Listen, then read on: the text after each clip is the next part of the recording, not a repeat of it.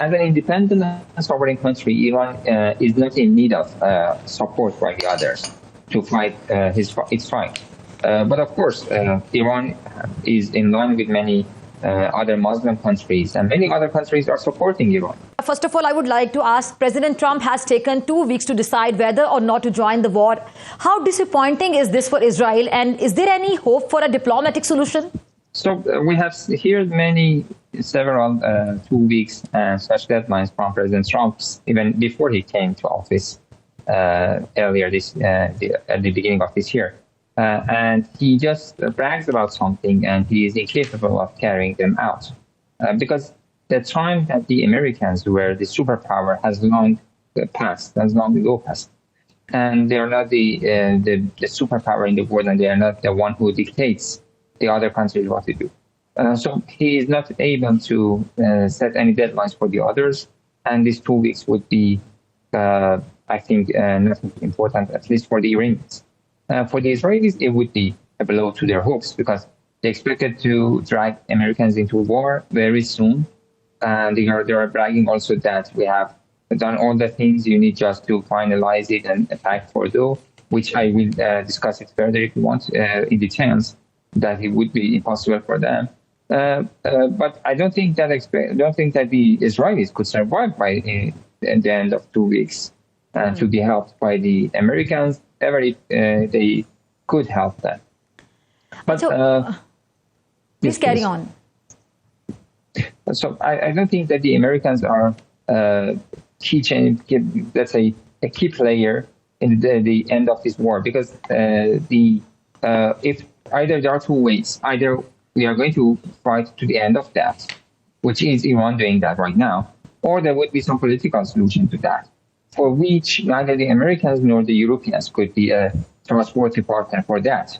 We were in the middle of the talks, and then last Sunday we were supposed to have the 6th round of diplomatic negotiations with the Americans, and they were aware of the attacks, and they supported it, according to the American politicians, the President Trump. And attacks took place exactly 2 days before that negotiation, 6th round. Exactly happened, and they were aware of that, and they supported that. So there is no grounds for political talks with the Americans. So what are your expectations? And I would like to have your analysis about the prospects of the nuclear negotiations currently taking place in Geneva. If it could be only nuclear negotiations, there are some grounds for cooperation, but I don't think that the Europeans would go that way, because some of them have clearly and blatantly supported Israelis. German Chancellor has said that the Israelis are doing the dirty work for us, and they are completely supporting the Israelis. So with the support that they are showing, it's not very likely that we can reach any agreement with them either. And it was actually the Europeans, the E3 countries, that politicized IAEA, and they made that resolution in the Board of Governors of the IAEA, which led to, which facilitated the attack. And after the attacks, Mr. Grossi just remembered that, there was no evidence that Iran has been in breach of the IAEA regulations. So that's how they are working. They are politicizing the IAEA. They are trying to coerce Iran into abiding by their excessive demands. And now from President Macron, we are hearing that they are demanding Iran to discuss regional policies, to discuss defense capabilities, to discuss human rights issues, to discuss several issues. So they are asking for several topics discussed, and there are no grounds for them because they have paved the ground for these attacks. And Iran, according to international law, has all the right to defend itself against the Israeli attacks, and Iran is doing that. So I don't think that these talks would be very successful because the Europeans have exhibited. Hamid, why didn't Iran not ask Russia to mediate or support your position more actively in this current crisis? So, as an independent and sovereign country, Iran is not in need of support by the others to fight its fight. But of course, Iran is in line with many other Muslim countries, and many other countries are supporting Iran.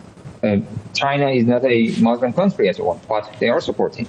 There have been many Shia clerics and figures who have supported Iran. There are many other Sunni figures who have supported Iran. So every freedom thinker in the world, everyone who is thinking rationally and are not affected by the mainstream media, they are supporting Iran. We are seeing many people in other countries like Australia, United States, European capitals and cities who are protesting against Israeli aggression against Iran, and they are supporting Iran.